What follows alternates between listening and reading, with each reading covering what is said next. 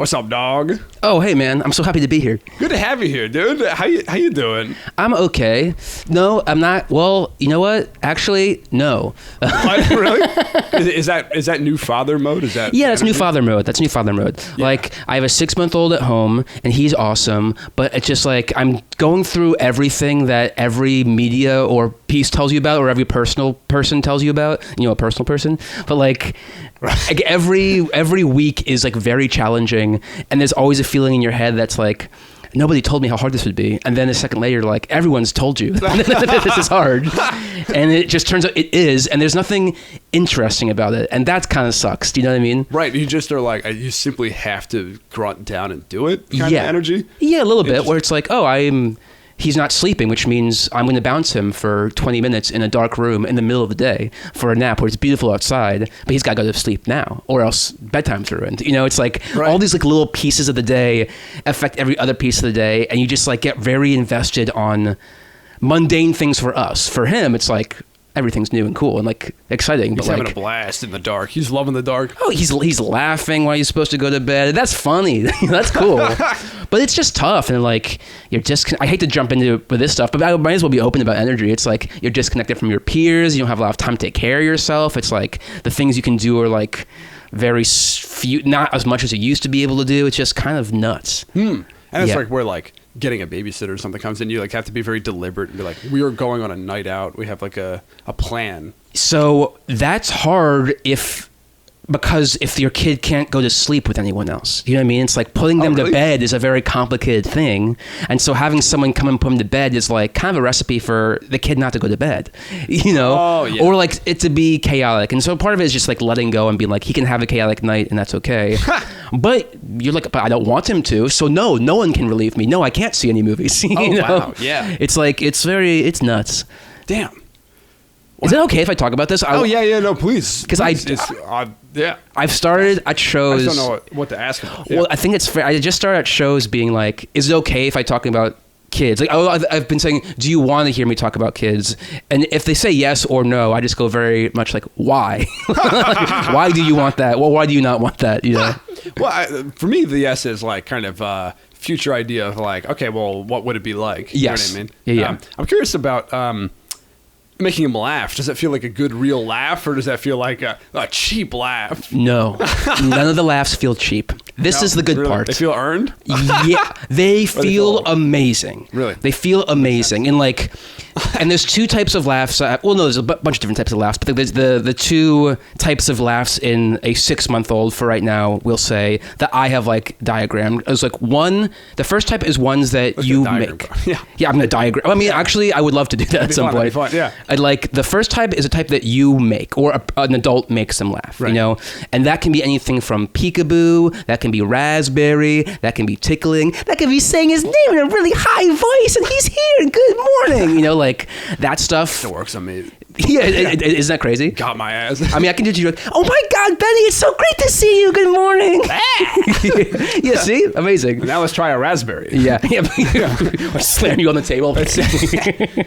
We got the table. Yeah. It's like but those are fun, and like even peekaboo can become a little creative, or like a game that we play is that he touches my face and I die. He touches my face again, oh, I've woken up, you know, like, and that makes a laugh. Yeah. And those are like so joyful and fun and like addictive. But the best ones are when he's just like doing nothing and looking at stuff, and then he just starts laughing for like no reason whatsoever. And that's kind of like, that is like, 'cause you hear that laugh and it's like a similar laugh to the one that you made. So it's like you found something funny. There's some internal mechanism. Something's there. Inside that lockbox. Yes. Of the child's soft brain, skull. And it's like, is it because like mommy and daddy said something to each other just like in passing? Is it like you saw something? It's like, it feels, sorry, bumped. Oh, no worries. It just feels so disconnected from external stimulus that you are in control of. So that just feels very like, I mean, that's the sort of like awe-inspiring part of having a kid, where you're like, what is going on in a human being? Like, what is this?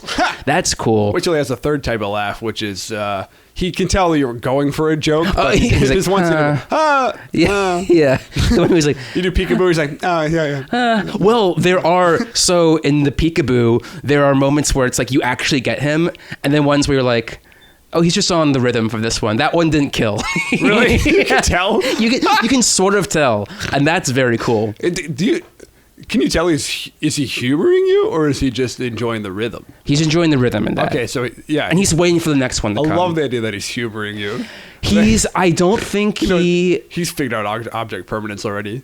Well, it's funny about humoring.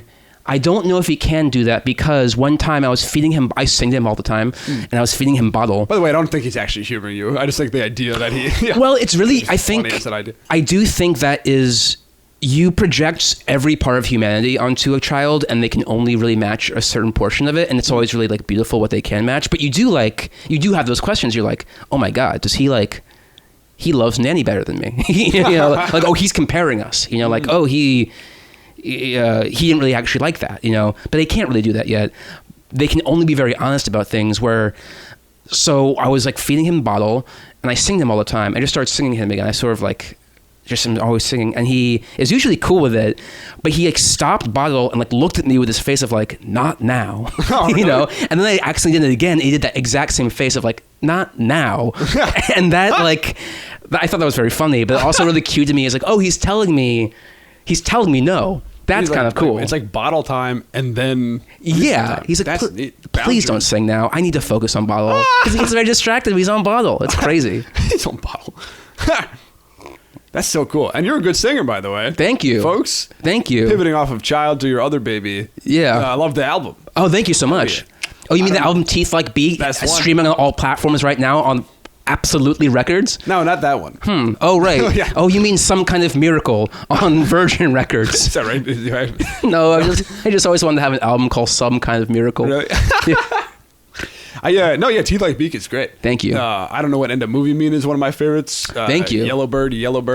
That one I'm going to record soon. It's a bonus track. Mm-hmm. Yeah. Because it's a sweet one, not a funny one. Oh, yeah. I was there, by the way, and I think I can hear my own laugh. Oh, that's fun. That's very fun. I love that when I hear a friend's recording and I can hear my own laugh, or I hear like Nick Nanny's laugh or something like that. Yeah. You're like, that's very recognizable. No, I don't fuck with Nick Nanny's laugh. Really? No, I'm kidding. I would actually understand because it's so powerful and so mean-spirited. He's such an aggressive, evil man. You can tell he wants to be up there with a stool. Yeah. Oh, yeah, I know. He's bitterly jealous of the stool. Shout out Nick Nanny. We love Nick Nanny. And then a few text threads with Nick Nanny. Right now, they're actually, no, a few are very active. A few are very active threads. Oh, like group chats? Group chats. Oh, nice. Yeah. But the word threads is now it's true. Also the platform. It's true. It's like when people do a math equation, they have X. I'm like, you mean Twitter? When people are doing math equations around you, it's totally messy. I mean, and also people are doing different kinds of long division these days, and that totally throws me off. Oh, yeah. So there's always like a TikTok where it's like, this is how they do division in China. And I'm like, why am I learning this? Yeah, well, sometimes I'm like... Why am I watching this? Well, it's also like I worked so hard to get that thing. Yeah, I worked so hard to get that line thing to work. I was so bad at math. Yeah. You know what I thought the other day? Yes. I don't know why I thought this, but this is what I thought. I was like, if a young poet ever asks me for advice, and I'm not a poet, but I did think, if a young poet ever asked me for advice, I would say, read everything and take math class seriously. Take math class seriously? Yeah. Interesting. Yeah. Read everything makes sense. I just feel like math is like... Poetry is mathematical? Yeah, and like, mathematics and like, upper level mathematics is like so valuable. And I feel like... I think I'm at a stage of life where I'm looking back, not necessarily with regret, but with being like, knowing what decisions were made based on like intuition and what were made on like immaturity. And some of that stuff is like, you could have done math, you just thought you were creative enough that you didn't need to. Oh, and stuff like that. And those little like, so it's a little bit being judging myself a little bit, but like little stuff like that, I'm like, oh, that was you being intuitive. That was cool. That was you being lazy and having a justification for it, or like believing in an ideal of cool that now I don't believe in. You know what I mean? Oh yeah. My high school had a robotics program that I forever regret not doing. Yeah. Because I think my older sister, not to put the blame on her for this, Give it to her, but different people kind of were like, no, that's uncool or yes. whatever. And I wish I had not listened to different advice in that space. Yes. You know what I mean? Yes. It's described as social suicide. I was like, now I'm like, what the fuck? Well, why did I don't know. Well, at that moment, you're like, And I love my sister. I love my sister. She's a great girl, but she has lied to me, you know? Yeah. Well, I think she was trying to give genuine, earnest advice from her social perspective. Well, that's the thing, I think, when you look at that age, is that the advice that you are relying on are from people like a year older than you or the same age, and their perspective is like... Similarly passed from other teens. Yes. And so it's like, it is just, like, the idea of something being uncool for those teens is just a word of mouth, this hat is cool. They're wearing a hat, leaning against a wall. I don't know. Do you engage... This might be like actually kind of old conversation now, but I might as well bring it up. Do you like engage at all with ideas of cringe or what cringe means? Pardon me. Or like how cringe? That was cringe. No, yes and no. Yeah, for Yeah. sure. I mean, some stuff is certainly cringy. Yeah. There's some ContraPoints video where she like really laid out like the types of cringe. okay. And it's like sometimes we do it because I don't remember the whole argument structure. Sure. But it's like sometimes we do it because we see ourselves and we're like, ooh, I don't want to be, or I've done that, or I want to be embarrassed in that same way. But Yes. Yeah, I think that, I engage with it I try to be kind if I see somebody being cringe in a way that I think that truly like isn't an issue or reflects myself or something. But sometimes there's stuff that's cringe where it's like, oh, buddy. Yeah. You know what I mean? Yeah. Yeah.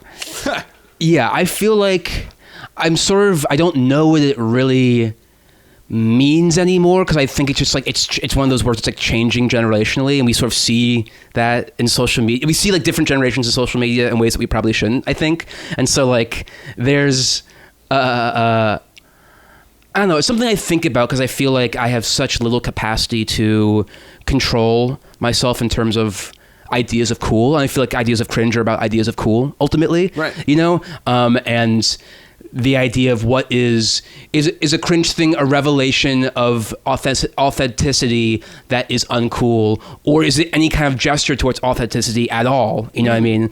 Or like, or you know, what is the different pivot points you can make within that? Because cringe happens by doing something else. You're trying to do something else, and then it is applied to you. Do you know what I mean? Yeah. Or you're trying to do something to avoid that being applied to you, and that creates a different thing. I don't know. I don't really have a point, except it's something I've been thinking about. No, it's interesting. I don't know if it's necessarily like antithetical of cool or trying to be cool. Like, but I do think it can be like, I think like The Office uses the idea of cringe as like a social. Like, I think it can be used as like a social teaching tool. Yes. Where it's like, this behavior is cringe because of the power dynamic or because of the putting someone in an awkward position. You know what I mean? It's cringe of you to do this because it's awkward for somebody else or something. Yeah. You know what I mean? And I don't necessarily think that that's like, that we should accept that. You know what I mean? Yeah. Like I think there are times where cringe is wrong and bad, but I think also cool. I think like if you're trying to be cool, like doing some sort of fake thing to be cool, I think that's dog shit. You know what I mean? Like buying the latest jacket or something.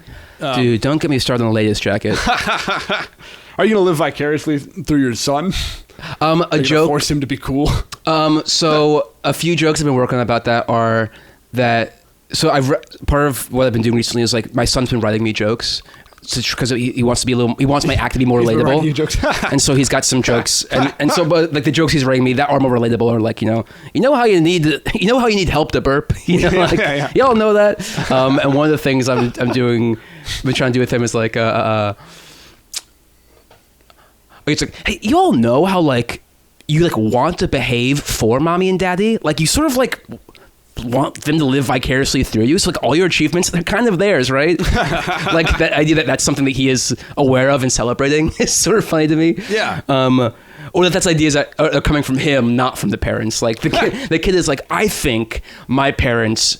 Don't you ever feel like you want your parents to live vicariously through you? You know, like this is what they would have wanted. Yeah, I want to behave. I think it's fun to behave. It makes their life easier, and it helps. I like it. You know, that type of stuff. Are we on the apps? What would an app for a baby be? A nap. A nap? Nap app? Yeah. It's like, wait, no, it's just a rhyme. It's not really, doesn't connect. It could be like the phone vibrates and to rock them enough. It vibrates back and forth, and I actually put it on their back and it burps them. I feel like the app that a baby could actually use is like an app that a baby could use. What app could a baby use? It's actually the beer app. Oh my god! Yeah. I mean Grubhub. Yeah. Oh, true. Yeah, Grubhub. A baby could use that. Spotify Premium. A baby would love. Ordering milk on Grubhub, listening to Rafi on Spotify. Oh my god, Rafi without commercials. A baby wants that. Baby hate commercials. Babies don't like commercials. Do you have Spotify with ads and then it's like playing the? No, I like Coca-Cola with friends. I actually do have Spotify Premium, and it's like every day I'm like, am I getting off this app or not? What am I going to do? You know, like I've been thinking about leaving it because they seem evil now. They seem evil. I've been putting the podcast on Spotify. Yeah, and I think I'm going to stop doing that. I think that's fair. It's like they don't pay you any money at all. Like YouTube does do that through like ads. Yeah, and then Spotify doesn't pay you any money. They gave a ton of it to Joe Rogan. And also now they're like getting involved in like artificial intelligence, like weapons systems or something. It's really disgusting. And it is a thing where every day I am doing this dance of like, what are my conveniences that I turn a blind eye to? Do you know what I mean? It's like, I feel like there's so many things like I'm not doing that, I'm not doing that. And then with Spotify, I'm like, it's such a part of my daily life. What can I get off of this? Which means I probably should. You know, it's like every time you're like, every time like you rely on the convenience, every time the convenience is like, it's impossible, I can't give it up. And you're like, well, you should probably. That's not true. That means they've worked on you, you know? I remember when they were, and they were the quirked up, like indie vibes, Scandinavian. Yeah. Countercultural counterpoint to Apple Music. Yeah. And like it was cool. Yeah. It was like a good thing to go to Spotify Music. They're like, yeah, we're paying them the streaming worth. It's like this whole thing. Yeah. And they just went it's crazy. I mean, I wonder, I mean, I feel like you have been so outspoken and articulate and I think very precise about comedy, like current comedy, and like, appreciate that. You know, I think that has been pat myself on the head. I'd pay it. No, let's give you a raspberry. Yes. Yes. What if the saying was instead of patting yourself on the back, it was like giving yourself a raspberry? Sorry. I do like that. That is, I think that's good. Pat yourself on the back. Because that's not fun. Give yourself a raspberry. There's joy at the other side. Because like when someone pats you on the back, it's not great. It's like a. That doesn't feel good. But if someone gives you a raspberry, you know. What I was gonna say is that like I feel like you've been so articulate about comedy, and that now partly because I think as Mark Maron went on a tour and people were like, oh, I want to.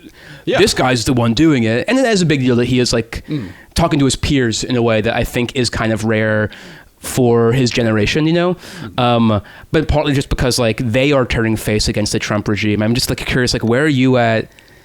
Where are you feeling like the Joe Rogans right now?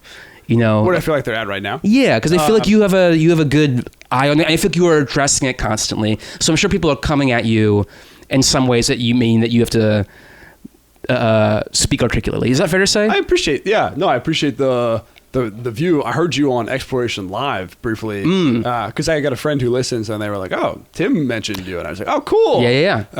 So that was neat. Well, I feel like not many comedians are talking about that, especially not many comedians who I consider like, I feel a kinship to you in terms of like bugs. Yeah. Quirked up white boy who likes bugs and birds. Yeah. And well, you and I are part of sort of the Joe Pera extended milieu type. Yeah, there's jokes. I mean, roughly jokes about animals. Yeah. But also like an impulse to be absurdist, an impulse to be silly. You know, like not necessarily getting into stuff on stage. Yeah. And I feel like. And so I think it's really cool that you were so outspoken about comedy in that way. I appreciate that. know? And I think it's cool that you're in alliance in this capacity. And that's like, I'm like, because I've heard you, well, I think have talked to me a little bit about before, like through DM or something or. Yes. But, and so I really appreciate that. I think that right now is sort of a moving target. Yeah. And it's sort of I do think it's actually kind of currently crumbling a little bit. Yeah. I don't think it's like necessarily that. I don't think it's like Maron's thing alone that sort of shook them, but I think I think there was like really kind of people could tell that whole scene is like, well, they had founded themselves on being counterculture, and then Trump is the dominant culture currently, and a lot of people were kind of getting sick of what they were saying and kind of started to kind of see through it, and they've only gotten worse and worse and worse in this sort of echo chamber of poop. Yeah. And so Maron taking his shot, and Jeselnik, and Jay Jordan online, and different folks taking shots repeatedly. I think it is sort of crumbling in that audience. The main thing is that audiences can tell. Yeah. And I think you asked if people are giving me pushback. I was kind of making those different ones for a while, or like a roundup of it's just a joke type stuff, and people were really kind of arguing with me a lot on those. Yeah. My most recent one, people kind of get it now. Yeah. And I kind of think that I got my message to my intended core audience, and they kind of are on board and agree with me now. Yeah. In this way that I kind of didn't expect, and I'm like, oh, that's neat. Well, I wonder if part of it is because they're like, no one wants to be scolded. No one likes to feel scolded. And people are pretty quick to judge criticism as scolds, and I think there has been probably a perception of comedians taking other comedians to task for jokes they don't like as like scolding or tone policing in some ways, which is like an unattractive, whether or not it's good or not is an unattractive look, I think, generally. And I think someone being like, no, I'm actually speaking about a system and belief. I'm speaking about a belief system and a craft, and my thoughts about this are based on a craft perspective.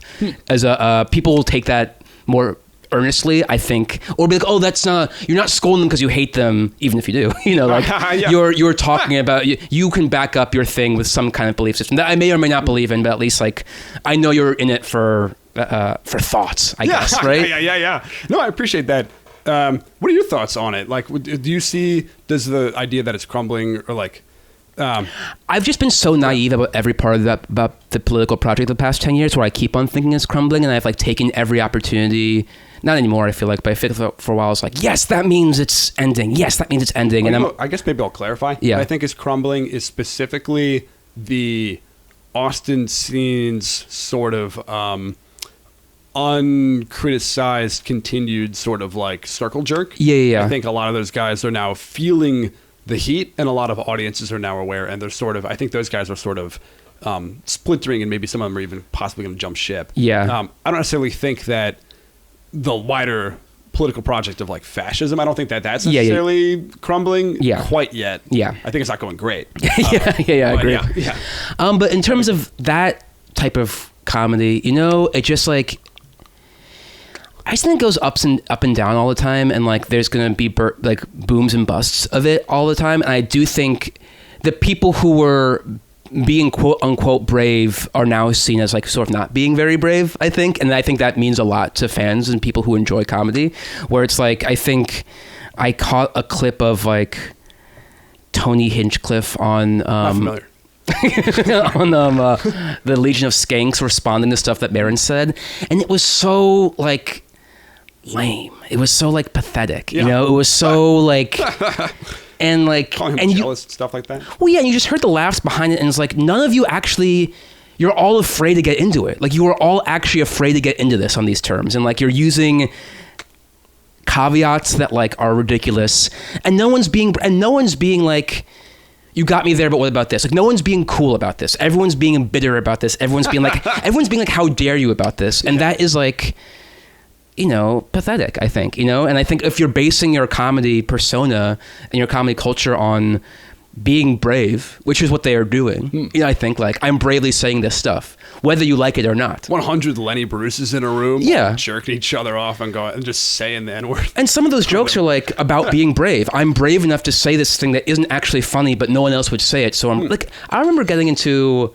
a bit of like a back and forth with my dad once, who does not have like, does not like that stuff, but he's like, a boomer who likes jokes. And so will sometimes have jokes where I'm like, what was that about? You know? Right. And sometimes he will communicate a feeling that he has as a joke, but it's not really a joke, it's a feeling that he has. And so I'll be like, what? And one time I was like, what does that joke mean? And he's like, it's just a joke. I was like, I love jokes. I think about jokes all the time. I'm like, what does that joke mean? And he was like, I don't know. And I was like, well, I'll tell you what I think the joke means. I think the joke is that that's not something that you should say. And so like you're touching the wire by saying it. And so I ask you now, like, why do you think you shouldn't say that?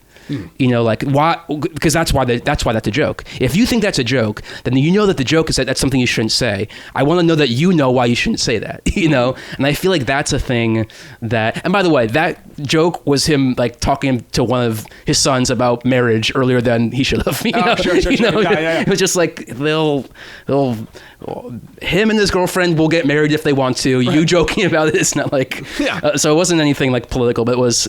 But that was the thing of like you said something forward about them maybe getting married. They got offended because you know that's a thing you shouldn't be saying. You know, just a joke. Yeah. And that's been a back and forth I've had with my dad about that type of stuff. But I do feel like that political project is so like I just wish more of it would just accept that that's what they're doing. Yeah. You know, like, you know what I mean? Because I sometimes think they take the brave part of it, but then they're like, but if you think that stuff shouldn't be said, I think you think that stuff should be said.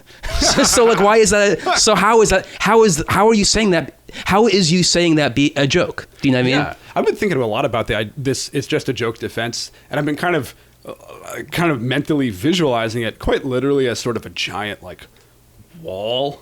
Like literally a sort of defense. Yeah. And that they've really placed a lot on this wall. Yeah. And it's been actually like a really pretty sturdy wall. Yeah. That like hasn't been taken down.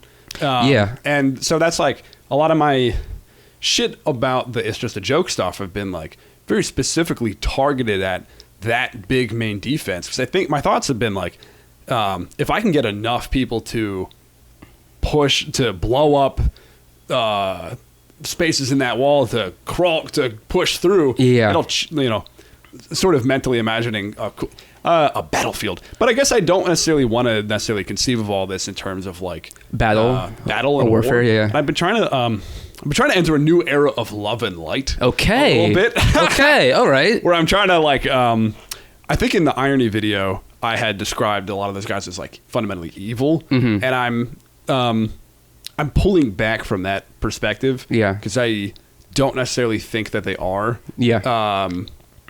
Like I don't think evil is something that you can implicitly be in your core as much as it's like an emergent social property that we assign to things that we think are bad from a certain perspective. Yes. But like even the idea of like murder, people are like, no, that's good when X, Y, Z. Yeah. And it's like, well, and then people are like, no, it's, you know, so it's always, so I guess my thought is like, I don't think those guys necessarily think that they're doing bad as much as I think they think they're bringing joy.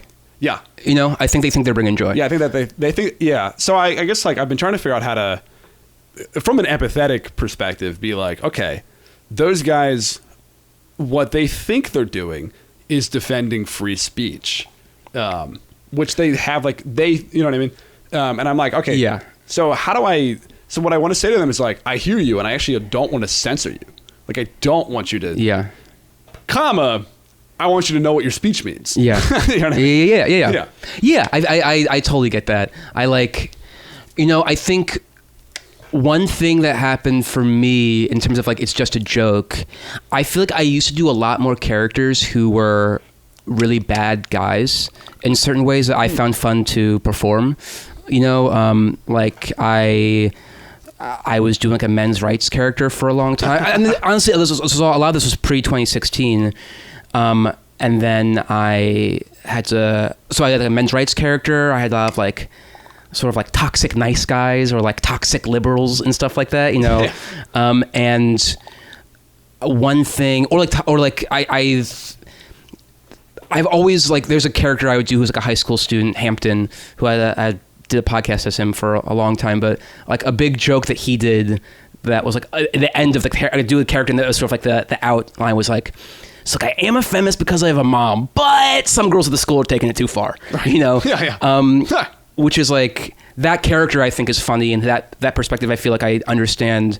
But I feel like I started, in 2016, I started veering away from that because it quickly realized, I was like, I think actually the joke here is that I'm expecting audiences to know that I wouldn't be like this. You know, like my assumption is that they know I'm doing this to make fun of these people, and I have the authority to make fun of these people because I so understand that what they're doing is wrong, and I'm not that, and the audience knows that about me. And I think 2016 happened, I was like, the audience does not know that about me. Right. Like, they have actually no reason to know that about me, except for signifiers that are like, you know, tone of voice and like quirked up white guy, you know, like liberal arts school coded, like, you know, that type of thing. That counts though. Maybe, you know, like, I think that was, you know, taking improv, like all that stuff, like voted for Obama, like, was it, you know, campaign for Obama in college, like that stuff. I was like, okay, well, that means that, you know, that I am working from a basis of, you know, of being correct, I suppose. And I think 2016 happened, and honestly, like, Me Too, I just heard more stories I hadn't heard before from people who were close to me. I was like, oh, the idea that I'm assuming people know that my character is an appropriate counterpoint to the things that these characters I'm playing are saying. Like, I'm sure some of the people are like, oh, my counterpoint to some of the awful stuff I'm saying is so clear that there's not clarity there, and that you are creating reality on stage every moment, and you have to be very precise about, like, what is the counterpoint, and the counterpoint can't be assumed, or some stuff you can do. Like, there's some jokes you can make based off, obviously, like, your tone. Right. Like, I've been doing a joke where I'm like, oh, if you don't know me, I'm if Stuart Little was gorgeous. You know, which I don't really get, but sort of works. You know what I mean? And like that stuff I think is all fine. But if I'm going to make a big swing of like aggression, of like negativity, or of getting into it, I really want to make sure that it's clear that I am not banking on some assumption that, but I'm cool, you know? Yeah, I know. Martin Urbana, did you see his special? I haven't seen his special yet, actually. Great. One of my favorites of 2024, and it's phenomenal. But I was talking to him, and he's like, yeah, like, if he doesn't like really ham up the like, then like people think he's serious. Well, I've talked to him about this. Like, I feel like I say this every time I see him perform. I feel like every time I see him perform, I'm such a fan of his. I think every time I'm on a show with him, we're like, the show's done, and I just go, how do you do it? I'm like, how did you do that? Like, I'm blown away that you make it work, like that it is so clear. No, I've seen it not land. I have seen it not land too. Yeah, But more often than not, I've seen, maybe just the shows that we're booked on, but like more often than not, I've seen it just be like totally understood and legible. And I'm like, right. How? It's such a precise. It's reputation signifiers as well as like making it clear that you're kidding. Like, if you really like hyperbolically ham up the like, then it's like, okay, well, now we're obviously, you don't have that genuine opinion. Yes, that's a ironic thingamajig you're doing. Also, let's make some motherfucking bookmarks. Yeah, let's do it while we're doing this.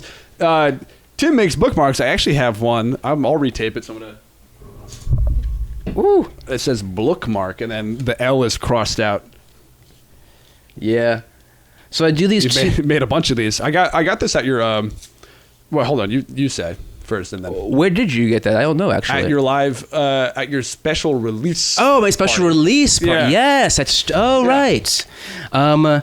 Yeah, cool. Thank you for doing it, because you did the animal joke part of it before, right? Oh, that's right. Yeah. I was at both the special taping as well as the special release, and I was there going, I'm hearing myself laugh while I'm laughing at the same joke.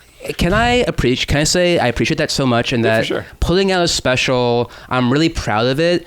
But like I and maybe other people are better about this. I feel like I can't work really hard on something without the assumption that it's going to change my life forever. Do you know what I mean? Yeah. Where it's like, this is going to and somehow change my life in big ways. And I mean, I guess every time you put out something, it does change your life. But like, I appreciate that because it's hard to. I feel like I put it out and then it's gone, you know, right. And like you sort of forget, and I talk about it. I want people to listen to it, but it's like I'm really proud of it. I think it's really good, but I really appreciate hearing that people like it, because you sort of for your own protection, you just put it behind you. You're like, it's gone and no one's ever going to see it again. Right. Like, unless I do something big after this that's going to like point back to it. That's how I feel about like I've made like, you ever see Bidet Masterclass?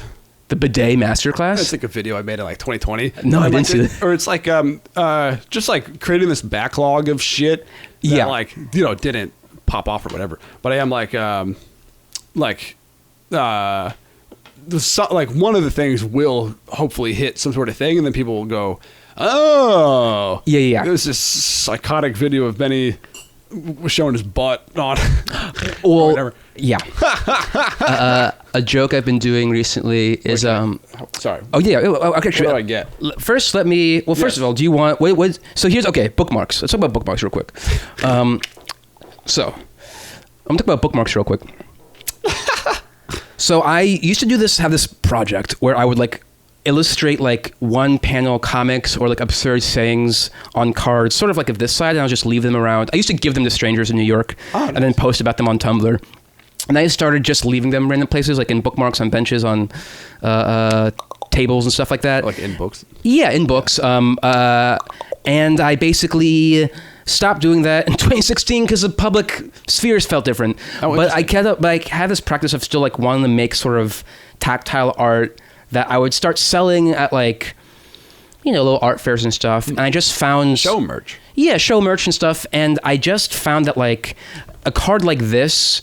No one knows what to do with it. It's sort of like a nice art piece, but unless like they're gonna frame it or like put it on a fridge, there's not much you can do with it. But if I just like would break it in half, it was a bookmark, and then it has utility. So it's like art that you could actually use. Also, if you're like me, you're like reading 3 books half at the same time. So it's like, I do need multiple. It's fun to have bookmarks, Yes, yeah. And I do use them for different stuff. And then you pick a book back up that you haven't had for years. You're like, oh my God, I forgot I have this cool thing in it. It's also, and there's also this thing of like, I know where I got it. Yes. I have an emotional attachment to it. Yes. I'm not going to, like, I get some of my books, I think like the bookmark is straight up like a sticky note. Yeah. Or like a piece of mail. Yeah. Or like some shit I got at a museum that I'm like, I don't remember going to that museum. Yeah. You know what I mean? Yeah. But I'd love to let's fucking do it. Yeah. So I'm gonna give you a piece of nice paper that I usually use for these. Hell yeah. And I do a few different ways. Sometimes I'll just like make art on the big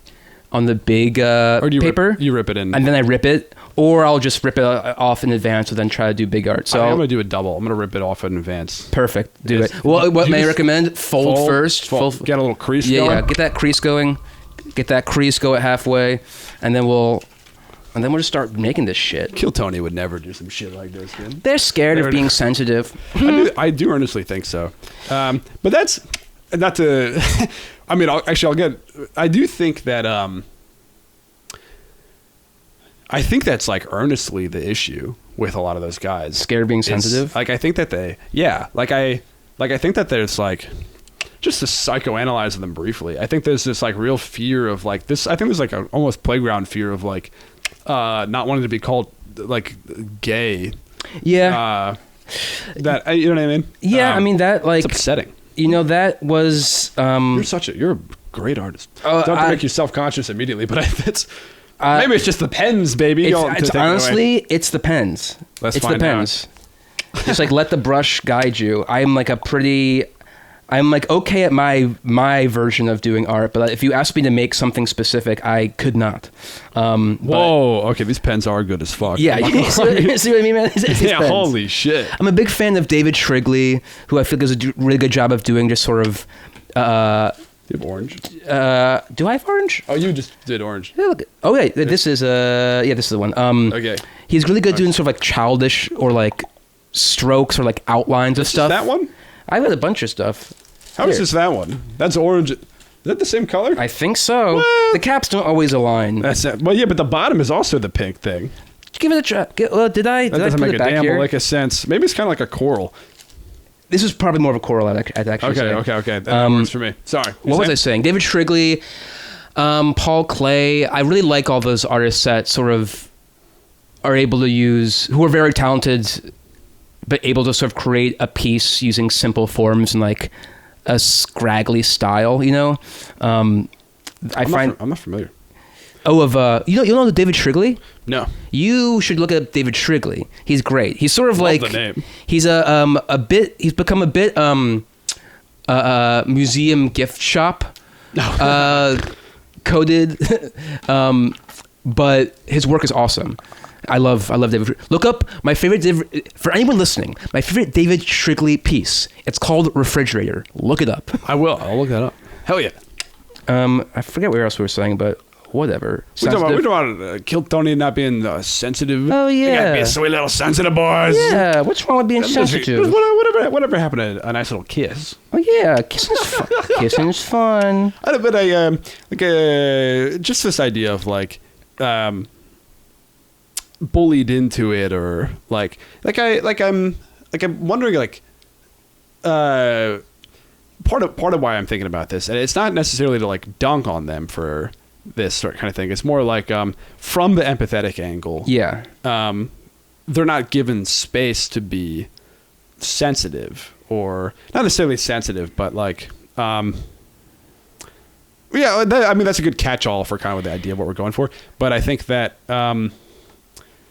what's my point here? Like how to the point of this idea is like, how do we help them? How do we get them out of that? How do we get them to stop being shitty? And I think it's giving them space in some way to be, I don't know. I guess I don't think about stuff in terms of how do I stop them from being that way, because I just don't think it's possible. You know, like I think, and I'm not saying that in a critical way. I'm saying that just like I just don't think people change their, how do I want to say this? Especially comedians, but I think there's like all people in a lot of different ways. I'll speak for comedians. I think the reason you get into it is like you're chasing a version of yourself and chasing like a way of being, and chasing a way of being validated and also a way of communicating. And like, for whatever people think about clown, I think it's a really helpful way of thinking about comedy in general. Is like, you are finding the version of yourself who can thrive on stage. You are finding the version of yourself who can communicate the stuff you want to communicate on stage. And like a lot of comedians can find a very flexible version of themselves, you know, or like find a limited version of themselves and then they're able to break through, you know? But I think, at least if I can like think about that type of comedy, they're not going to get that way unless by somebody who doesn't already like their comedy telling them about it. Do you know what I mean? It's like you need to feel affirmed to grow, I think. Right. Or broken to grow. I don't know. I'm assuming right now. Broken I've never grown. Nice. I've never grown. Let's so break them. I don't know what I'm saying. I guess I don't really think about how I can change them because I don't. Well, agreeing with you briefly. Well, sorry. Why not? And then I'll come back on the affirm idea. I guess I just think that like it's so. When I started doing stand-up, I was doing it at open mics that like had such different types of comedians, and I felt like they were so not. It took me like 2 years to find stand-ups who were the label. I guess is alternative. I didn't really like that label, or do I continue to like that label? But I recognize its value. But I think I was doing a lot of open mics with a lot of like Manhattan stand-ups, right? You know, trying to get club comics. You know, like, and I really struggled with that. I also really valued that. I feel like I made a bunch of friends who I wouldn't have made before. I also feel like I saw a lot of comedy that I would have written off before. And I saw people get better at that, and that made me respect it more, you know? And I saw someone be like, say some of the worst I've ever heard in my life. And then a few years later being like, you know, where you got to with the worst thing I've ever heard in my life is actually an interesting comedy idea, you know, like, and so watching that go through, I feel like made me feel very much like I can't, like, my taste I cannot apply to others in this craft as I am going through it with them at that level, you know. I think once it's out in the world, then you're a piece of, then we're reacting to each other, you know. I think it's fair, at least at that stage. It's like everyone was new, everyone's trying stuff, and so I think I did take in there a little like something that I have noticed, I think, in more alternative comedians today. Maybe not today. I don't know. Maybe I'm speaking for like 2 years ago, really, where it's like that there's nothing in that craft. There's like nothing in the club comic. There is nothing in that sort of persona. And I think that's a very hard persona, and that's a very hard style of comedy to do. And I think a lot of And so I feel like my perspective on it is based on all these other taste assumptions that I don't feel like I don't feel like I have authority to tell someone like you could do something better or something different. Because in my mind, you can either work through it or change, and it won't be through my efforts unless unless for whatever reason what I do on stage is interesting to you. Because sometimes what other people do on stage is interesting to me. I'm like, oh, I want to try something like that. Yeah, offering an alternative. Yeah, it's like, but I don't feel as like a thinker or speaker or like an apologist, I suppose. Like I don't feel like I'm a good. I don't know, entering into argument or entering into debate. I always feel like I break down in that way. Oh, you know what I mean? Yeah. Which is why I really respect people who have like very crisp and strong, I think generous ideas in that space, because I feel like I crumble kind of quickly, I see what you're saying. I guess I feel a little bit of the opposite, where I feel sort of like extremely sort of like I kind of have to pull it back a little bit. I feel kind of like very much so like you know what I mean? Yeah. But this fucking sucks. Yeah, I know what you mean. But I guess that's not necessarily. So this is an interesting angle of the taste idea, because in my mind it's not necessarily that I'm applying my taste and want them to be more like alt or something, as much as and I also understand that idea of like people working through stuff. Sometimes it can be shitty at first and they have to kind of get to the correct angle, or they have to cook it, as much as like I don't have an issue with down the middle Manhattan club comedy, but I have an issue with regressive ideas and like comedy that's genuinely shitty and like is transphobic or xenophobic or whatever, in these ways where it's like then they're aligned with politicians and they mean it and it has real political implication. So like but I totally agree with you where I'm like, if somebody is doing a joke where they're like, all right, I've got this angle on some sort of taboo subject and I got to work it through and I'll get there. I can see it, you know what I mean? But I guess like I do. So that's why I'm like, I think it is important from my perspective, not necessarily for me personally, but as a collective idea structure, how do we get those guys to realize that being so anti-immigrant leads to like ICE raids? You know what I mean? Yeah. Like, well, I mean, that's that, I mean, that it seems like some of them are maybe having to encounter that now. I don't know. I don't know. I always feel like sort of an idea of what I was saying before, but like there's an assumption that they're joy bringers, or the assumption you're bringing joy, that what you're doing is good. Sometimes I feel like, just in terms of talking craft, someone's like, when you said that thing, I stopped trusting you on stage. And like, oh, you don't agree with me? Well, yeah, I don't agree with you. But it also seemed like you didn't understand that someone wouldn't agree with you. Do you know what I mean? It's like, and that makes me not trust you, because I think that's crazy. It's like you're saying something controversial and you're acting like it's just like a taboo truth that no one wants to account for. That's like that doesn't make sense to me. And then this is like, I'll say this, and this is just about to go off. Well, this is like I think this is maybe reveals more about myself than I like, or I don't know, whatever. Take this out if you don't like it, or if I no. I always got like turned off when I saw comedians of like any gender make fun of their appearance in a way where I was like, that felt a little bit like, sometimes I'd see comedians like make fun of their appearance, and in the back of my head I'm like, but I think you're good looking. Yeah. And it's like, so I think you are good looking, and you're talking about your appearance like you're not good looking.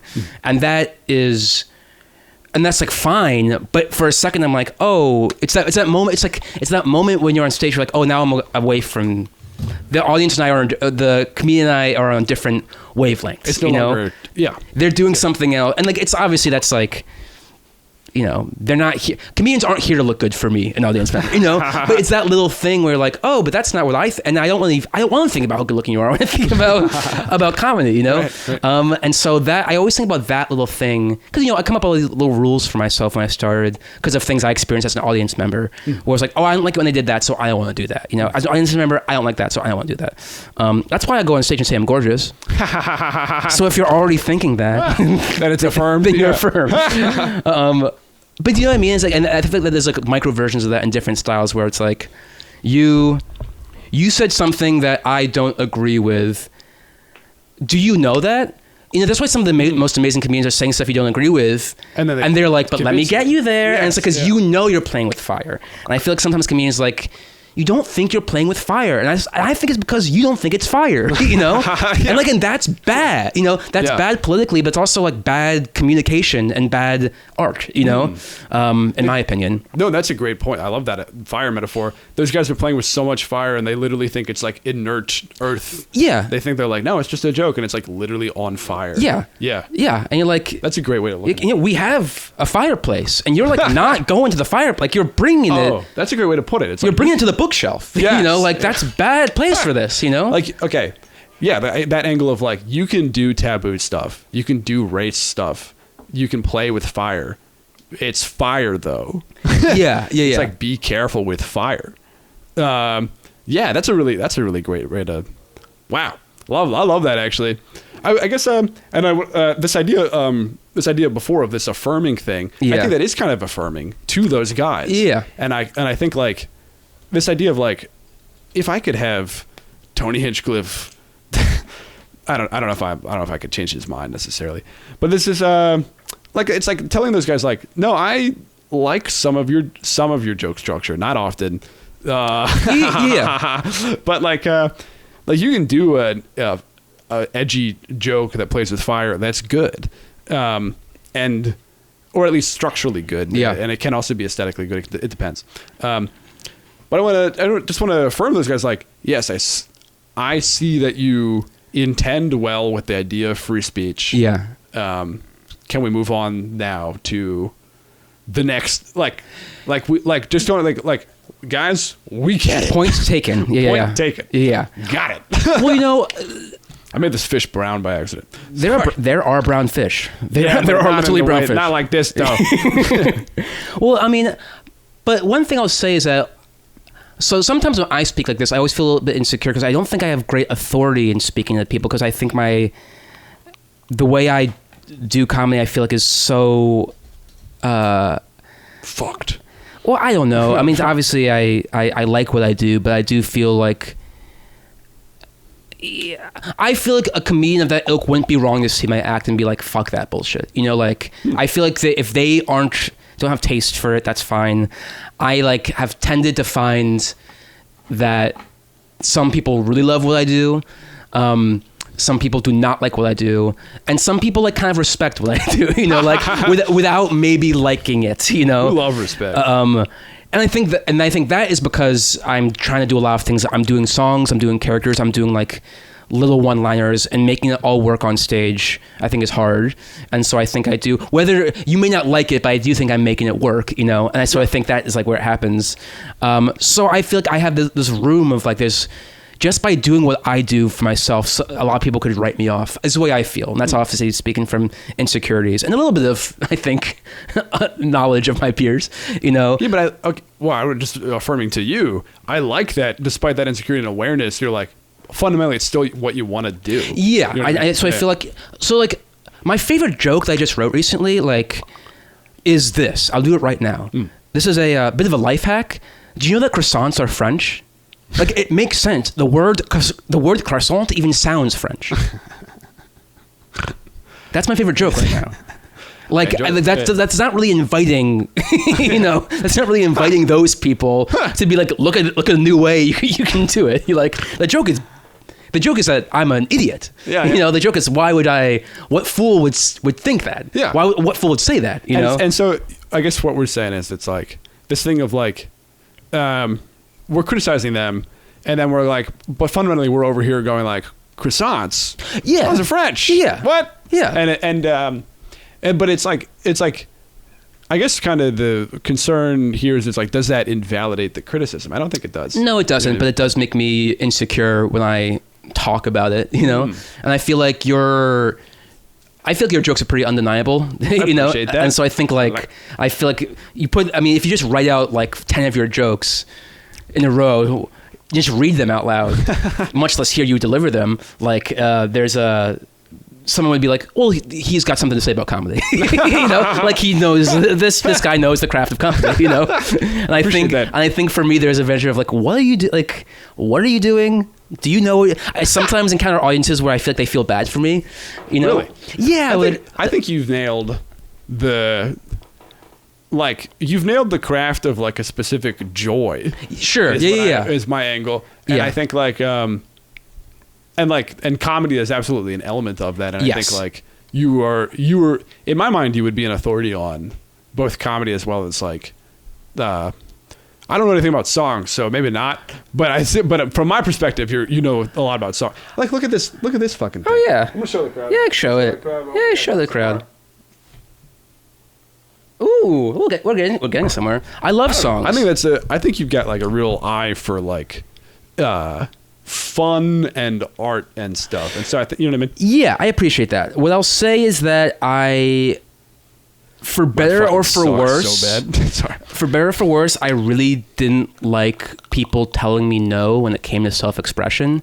And so anytime I felt like I was in an environment where I was being taught or where like being taught creativity was an option, I had a feeling of like, I'm creative enough. I just want like, let me go, And in retrospect, I'm like, I wish I'd like taken craft of other places more seriously, but I do think there is, for better or for worse, I feel like I love what I do, and I don't like being told no, about my stuff. And so obviously like you develop craft and you develop taste, and you like, and comedy is amazing because you feel failure so hard and you're like, well, that didn't work. Can it work?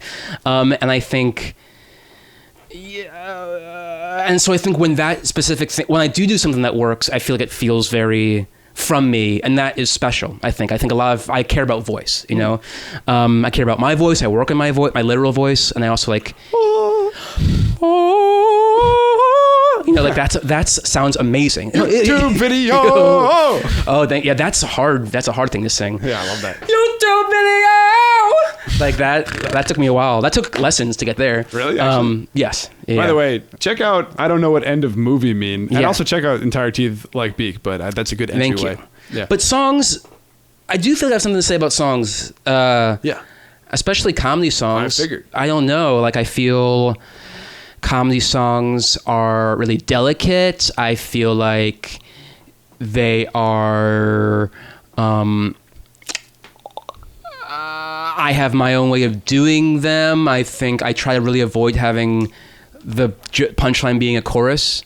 Interesting. I really try to have songs. I've noticed that. Yeah. Like I don't know what end of movie mean. It's like each line matters and it's. Yeah. Because I think if a chorus is repeating the joke, that second verse has to do a lot of heavy lifting. And even if you make it work, you can hear the heavy lifting in it. And I really prefer to do shorter stuff and get in and get out. And like, I hate a repeated joke. I'm like, oh, you mean the joke you just did? Yeah, and like, obviously there's like, making that work can be really satisfying. Like a second beat or a third beat can be really satisfying. But just for my own taste, as a songwriter, I don't want to do that chorus again. Yeah, if the chorus is the punchline, the chorus is the end of the song. Yeah. And I'm like this is going to be. I like Randy Newman a lot, of course, and I think like he's got some songs that are chorusless. You're like Randy Newman. Yeah, I'm a lot like that guy. Oh shit! I broke the cap, dude. Well, that's fucked. Well, that pen is yours now. Oh my god! You guys, because I can't take it home. There we go. I fixed it. You made that fish more brown. I know. You made that fish more brown the way you didn't want it brown. Yeah. Now I gotta deal with it. I'm gonna give it an outline. If you got glitter or anything, pink outline. That's the way to do it. Oh man. But also, this is going to be a bit of a. I just got so fucked. This will be a bit embarrassing. This actually is not embarrassing, I'll say, but I'm always. But I like what you're saying about the music. Sorry, what were you saying? What I was going to say is that like I got very into this Bach record by Glenn Gould called the Goldberg Variations. It's sort of like this famous classical piece. And I like it because it's like I don't understand it at all. And I've listened to it a bunch and it's like I barely understand. I can barely sing a moment of it.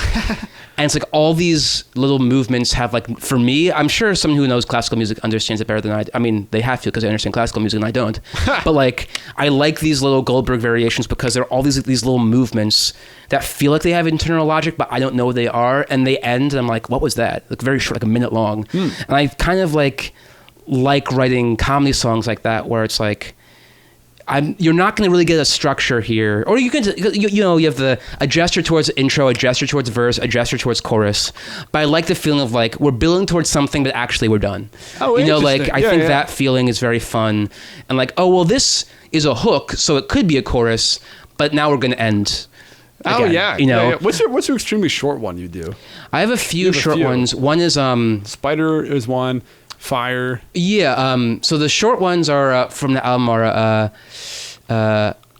you want to write or to erase? Wait, you want both in the same place? Who try a pencil? Yes. That's amazing. Yes. That's obviously an amazing joke. That's an amazing. Yes.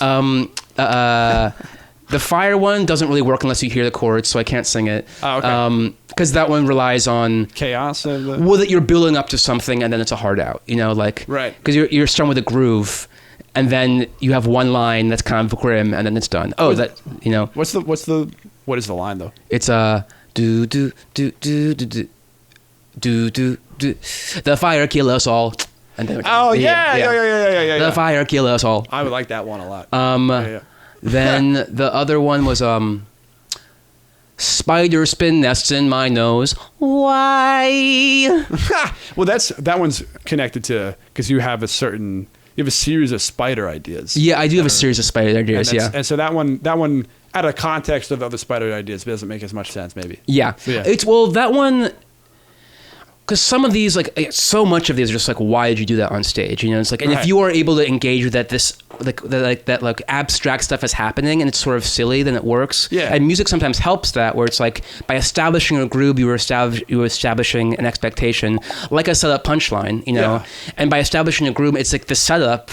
By establishing a groove, you were sort of setting up that a song should happen. Yeah. And so when then you say something like strange or specific or offbeat and then you're done, the joke is that the song didn't happen. It was just to say this one line. You know, I got you to listen to this stupid sentence, you know? Yes, and I guess you saying that is making me think like, okay, if somebody were to go into this album, they would expect it to be a series of comedy songs that are like a comedy chorus. But you're doing like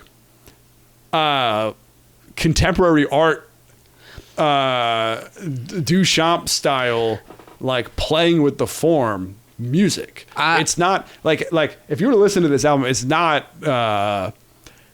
like songs. no, it's not. There are a few songs on it. Yes. You know, there are a few songs on it.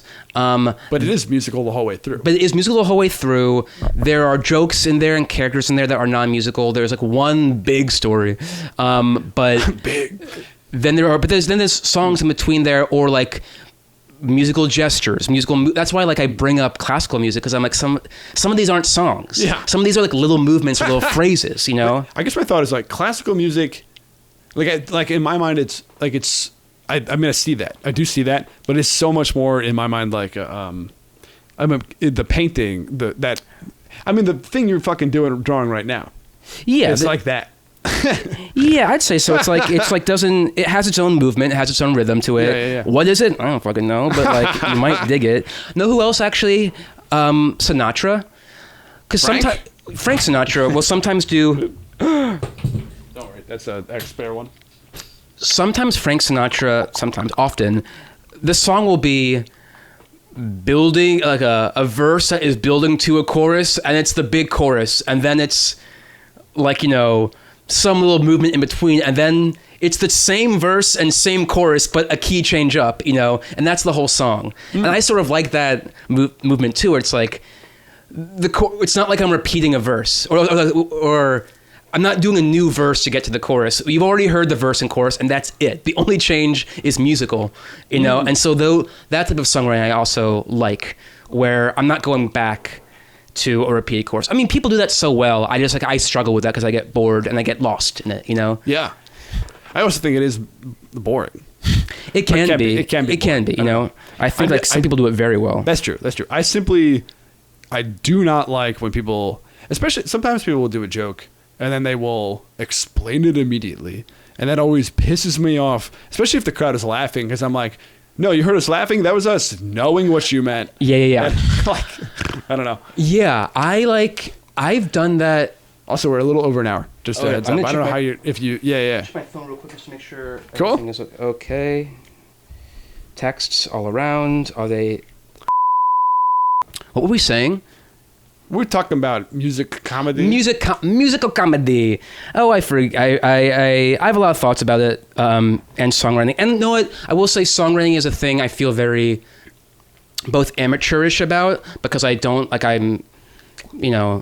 there's so many talented songwriters who do music full-time, or just music is their thing. And I respect that, and I feel like the way music interacts with my work, which is basically comedy and like kid songs, I feel like I've learned a lot, and I feel very humble about like what there is to learn. But also, when I talk about songwriting, I'm like, oh, I have stuff to say about this, and that feels kind of fun. Yeah, you know, and just that I have access to grind. I feel like sometimes access to grind are like all that needs to happen for that. So all that needs to really know something about something. It's interesting that you have an access to grind. I don't know. I don't think I went into comedy.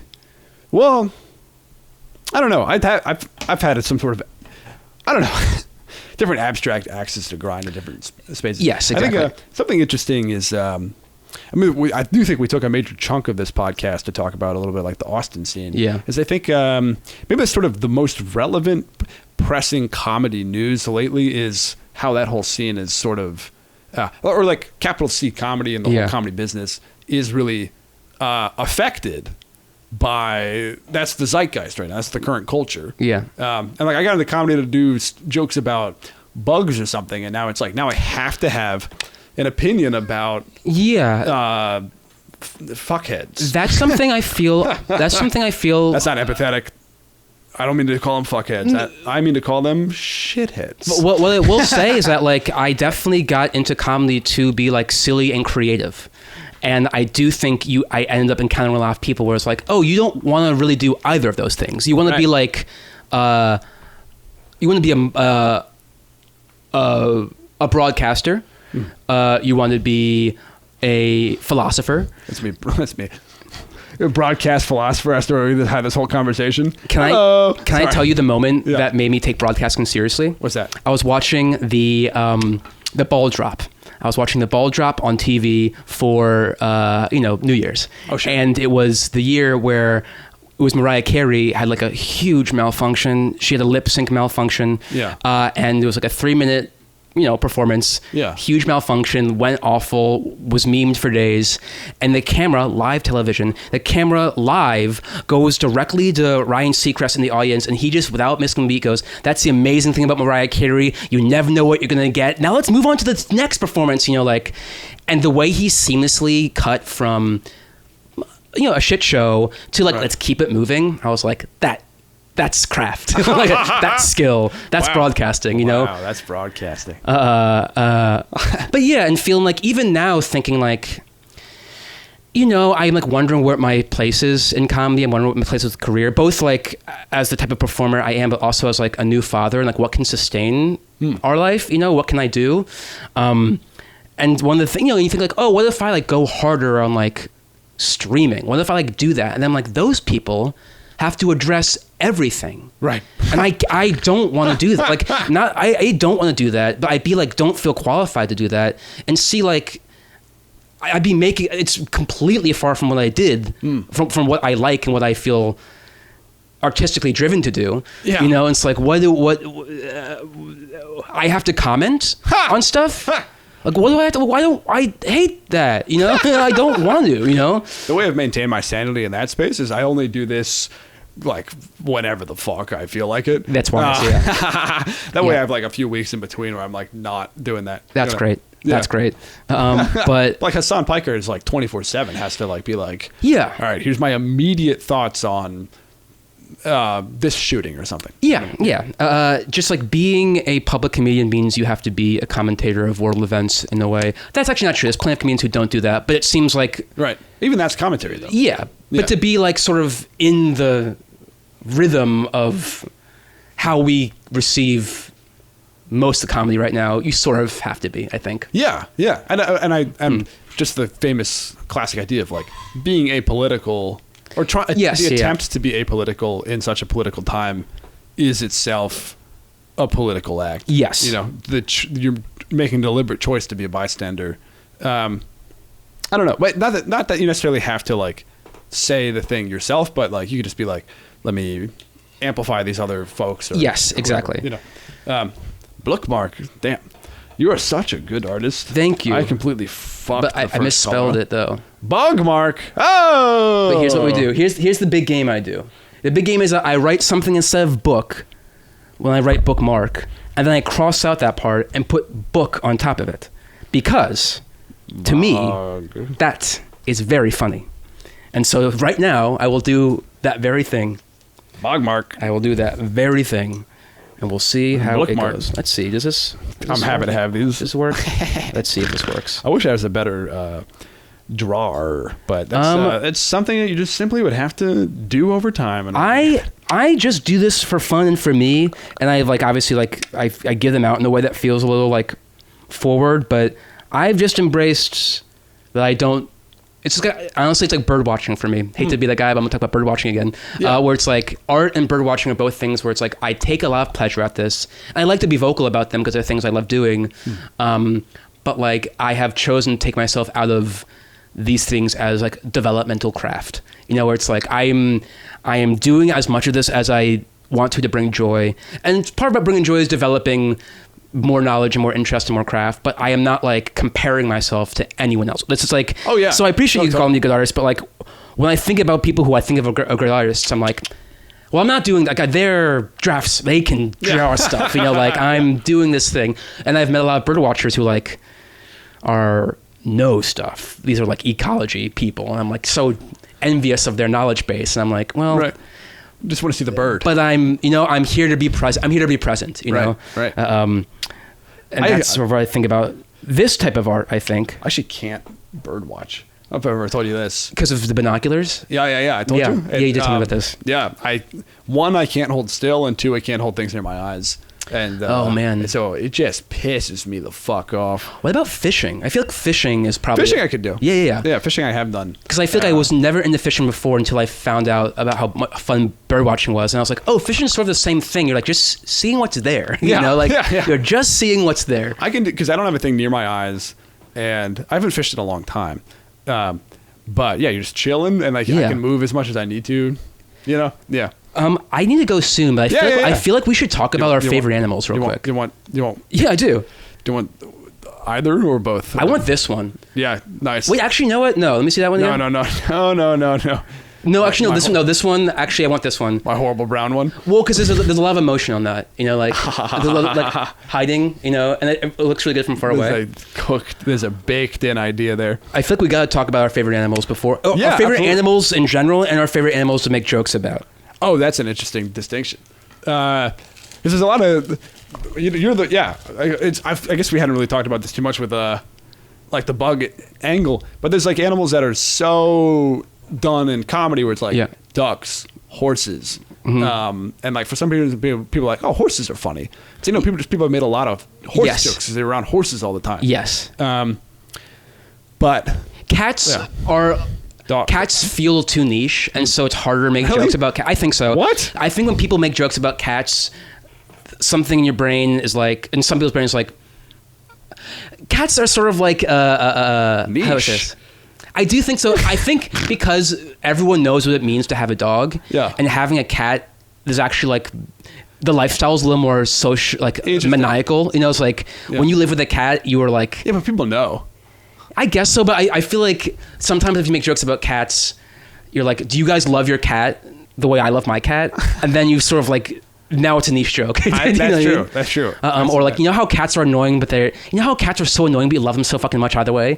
Now it's like, that's niche. You know, like like that specific emotions about cats, I can imagine would hit a yeah. Because cats have like they are doing social warfare against you. When Yes. dogs are like, well, no, we rely on each other. You know. What's your favorite animal to do a joke about? I think I think birds in general I like. Yeah. I think spiders have just been like really generative to me because I feel there's a lot of opportunities for punchlines with them. You know, because everyone knows about their things. Like I feel like the best animals to do jokes about are ones where like they have a thing. Yeah. So like a skunk, they have a thing. A woodpecker, they have a thing. Okay, so I agree, Yeah. except that one of my favorite things to do is to look at an animal that I really like a hummingbird or something, and try to find the thing that people don't know is a thing yet. Yeah, Tap yeah, into yeah. that. Like I've got that.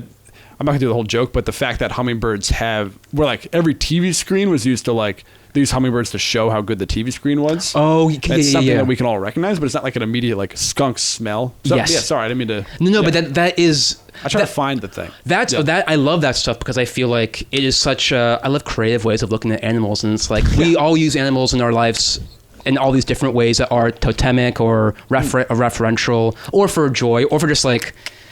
That's what I like. Is I like pigeons, for example. Oh, yeah. Or like rats, because I feel like those are animals that people have a negative reaction to, and I feel like just by coming to them with a positive reaction, you sort of like already have the template for a joke. Where it's like Interesting. even like saying rats are our neighbors on stage gets a laugh. I'm like I don't have a problem with them. They're our neighbors. Like. I guess with like rats, I kind of go the even harsher route where I'm like, the rat king is actually there's a heartbeat right in the middle and it's its own being. Yeah, and like kind of going like even freakier. You know what I mean? Yeah. I don't know. I like that. It's a web that catches all the stillborn babies nearby. That's and then it's developing mythology. It's developing mythology around the animal. I love doing that. Love that. I feel like have I come up with one recently? I feel. Let me think of a favorite animal to do jokes about. Probably butterflies. Yeah, I feel you gotta love butterflies. Butterflies is my favorite bug. What? Butterflies your favorite bug? To do jokes about. Cicadas might be my favorite as an idea. Cicadas are great. Yeah, because they have this. That's what I like about animals. Is they all have a thing. Yeah. And it's like the X-Men. All of the X-Men have a thing. Yes. Yeah. And 17 years for the cicadas, I'm like, let's go. There's so much there, right? Yeah. I feel like. Lizards were my big thing as a kid. I loved lizards. Every year I wrote a paper about the Komodo dragon. Redid the research every time. Really? Yeah. In elementary school, we had this thing was like every year you could write a paper or do like a presentation on like anything you wanted, and every year I did Komodo dragons. That's awesome. And I went back to the same books. I was like expecting, it's like there'll probably be some new research out these days. There'll probably be a new National Geographic about after these. The new zoo books. As the new zoo books come out. I feel like I feel like birds recently just because I'm specific bird. Heron. Heron's my favorite bird. I know. Well, I already know that. I guess I probably post about them a lot. No, I think we've actually had some version of this conversation. Yeah, that makes sense. I like any. I think mine is hummingbird. Sorry. Oh yeah, I mean that totally makes sense. They're well, because those birds they make me feel like they make me So I listened to. What's the Wilco guy's name? Jeff Tweedy. He wrote this book called How to Write One Song, which is sort of like about writing songs, but also sort of like a self-helpy creative book, accessing creativity, which I really liked. And he talked about songwriting as disappearing, whereas like when you're writing a song, you sort of disappear because you're like just in the space of trying to create something else. And I really liked that. Really spoke to the way I think about art myself and songwriting myself and just like being on stage. I think about disappearing and like I'm not myself on stage, I'm something else. That's what I like. And I think animals allow me to like imagine myself as someone else or like they're a template for being someone else. I could be like that. I want to be an animal, and so thinking about animals in the ways of embodiment and like empathy and like what happens when I'm like them, what happens when they're like me, or what about me changes by being around them, that makes me feel like I disappear from myself, and that brings me a lot of joy. No, that's awesome. That's cool. Yeah, I don't know. I guess that's so neat. I don't think about it too much in relation to the self of thinking about, that's not true. I do. I think about it more where it's like I like the aesthetic of hummingbirds and frogs and such. And so like when I think about the idea of frogs, I think about being in the woods and seeing a frog in a creek and whatnot. And like to me, it's like the whole thing, the whole experience of being there and seeing it and the lily pads and whatnot. Yes. same with like hummingbirds. I'm thinking about like seeing them in my grandma's like feeder and stuff like that. Yes. And they're iridescent colors, and seeing them in my backyard in Philly and whatnot. And so there's this energy, there's this whole thing that I just like to tap into those memories and to tap into that vibe. Yes. You know what I mean? I do know what you mean. I mean, I feel that way about, I'm from Maryland. You know, the Baltimore Orioles were the only Maryland baseball team when I was a kid, and because I'm from DC, the more DC area, and they have this iconic bird, and that like I saw before I ever saw an Oriole. Also, the Maryland State Bird is the Baltimore Oriole, and so it's like I'd see this iconography. So whenever I see a Baltimore Oriole now, I'm like, I mean, I moved to tears. You know, it's like it's like that's the thing. That's, you know, like that's home. Whenever I see a bald eagle, I'm like, fuck yeah. I mean, exactly that way. You know, or a turkey. When I see, what you mean, though. I know what you honestly, when I see a turkey, I just get fucking hungry. No, I really do. I get hungry when I see a turkey. I feel that. I feel that. But like, you know, I see a bald eagle, I get hungry. Yeah.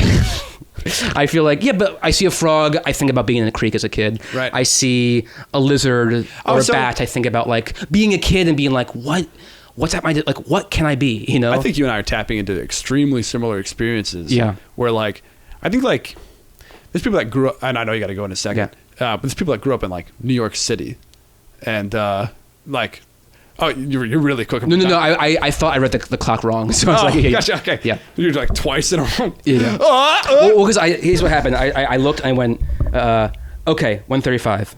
Wait, is it actually 2:35? No, it's 1:35. And then you're like, I know. And then you said, I noticed you look at your watch twice. Yeah. Like, but I think you and I have some similar shared experience that different people do of creek or frog. Creek being the big space, yeah. Yeah, people that grew up in New York or like Long Island or something, different comedians, their comedy is often people and social idea oriented because that's what they did. Yes. And I also think there's a lot of this like, so many people mushed on top of each other that makes me like neurotic where you get like comedians doing, I don't know, like Woody Allen, or you get Jerry Seinfeld doing the minutia of social interaction type stuff. My two examples of, I don't know where Woody Allen's from, but anyway, Brooklyn, I imagine. I imagine. But you and I are from places where where a core memory is. I'm just gonna tap into this for you. Yep. Seeing a dragonfly. Yeah. You know what I mean? Yeah. And like, of course, seeing a great blue heron like blew my mind. Seeing animals blew my mind. You know, for me, I feel to the core of like, when I think I was like a real play by myself type person, or having like, I have one friend and they are playing with toys and I'm playing the beast and interacting with the toys, you know what I mean? And playing basketball in elementary school, deciding to like basketball was how I learned how to make friends with a group of people, with a group of guys, you know? Right, yeah. And for me, we would play basketball at this court that was nearby like a creek. And so playing on that court and then that becoming exploring the creek. The ball would roll. The ball went rolling when we're exploring, or like it's getting late. So, or older kids kick us off the court, so we have to do something else. You know, like, or like, oh, let's go to the creek. We'll play basketball after. Or let's play basketball. We'll go to the creek after. You know, like. Yes, the creek is a core idea. Yes, those going like up and seeing how far you can get while going across private property on a creek. Exactly. Oh yeah, sneaking the private property. You know, like wearing the wrong shoes. Someone threw the ball, and we're making. The ball's Gene, I'm sorry. We made you walk in. You threw the ball. So here's Dean was being mean to Gene, and Gene got mad and threw the ball into the creek. And Gene was right because Dean was being too mean, but we went, Gene, well now you gotta get the ball because you're the one who threw it in. Right. That wasn't fair. But True story. True story. But like I feel like basketball. I was a big fatter kid. I was like a chubbier kid. I was a bit taller too, and so I feel like having athletics be like, oh well, don't worry, you can be a center or power forward, while like your shorter, more like athletic friends are point guards or shooting guards, and that can all work together. Right. That really taught me about like social placement, how like, oh, you can own myself and fit in with the group. And then that allowed me to like be a different type of person. That helped me to own myself, I think, or be like, oh, there's value in who I am if we all value who we are. and like let it mix together. Yes. And then that right next to like, by the way, can we all just explore shit? You know, Tim's favorite animal is basketball. honestly, Basketball. I mean, I love it. I'm like, it's the best, you know? I know what you mean. I played soccer for ages 4 to 18, and that's a huge part of my life. Yeah, and like your social, I'm sure what it does to your social brain and your joke writing brain, where you're like, where do I like, we're all with each other. Like in basketball, we're all like with each other. Teamwork's an important thing to, Yes. It's such a fun thing of teamwork. I think about this a lot where like you had school, and then I also had various things like soccer or nature camp, or synagogue and shit like that. By the way, fuck synagogue. But whatever, not the point. But I like the social groups I had at these different places, and like they would be different people because they wouldn't necessarily go to my school. Yeah, You know what I mean? Yeah, or exactly. they'd be different grades and shit. And so you end up being a new person in different social dynamics. Yes. And going like, oh shit, even though I'm the same guy, I'm in a different role here. Yes. And that rules. And I often think about this. I was a counselor a lot as a young adult. I was like, when I was in high school, I was a counselor. When I was in college, I was a counselor for summers. When I graduated college, I was a counselor for a few years. And I just really do believe in how valuable it is to be an adult working with kids when you are not their teacher or their parent. You know, it's like you don't have this. Like, I think like those are really important social bonds to make. Mentorship, I suppose, is like one version of it. I don't really think of it like that. I think just being with people and being like, oh, well, you said something funny. Like an adult saying a kid says something funny, I think is really valuable. And similarly, being kids with other kids who you don't go to school with or who like your parents don't know their kids. Like that type of thing is also very valuable, where it's like we don't know each other. We can actually be like peers in a way that like, you know, you can't really be peers with your classmates. They know every version of you. It's it's hard to do that. You can't really own yourself in the way you used to. You're carrying the baggage of the past around. You play sports or you do different activities with different people. It's something like, well, just be yourself here and see what works, you know? Yeah. I have to get going. He's got to get going, folks. And that's that. And what a conversation. Amazing. Hey, come on. We'll bookmark it there. Oh my gosh, that's funny. That's actually good. Do you have like a series of jokes about bookmarks? 'Cause I feel like that is a thing you could start doing. No. But you should. Okay. Ends there. Yeah. Okay. And we'll leave it at that, folks. All right. No, that's great. Thank you so much for coming. Thank you. Bye, guys.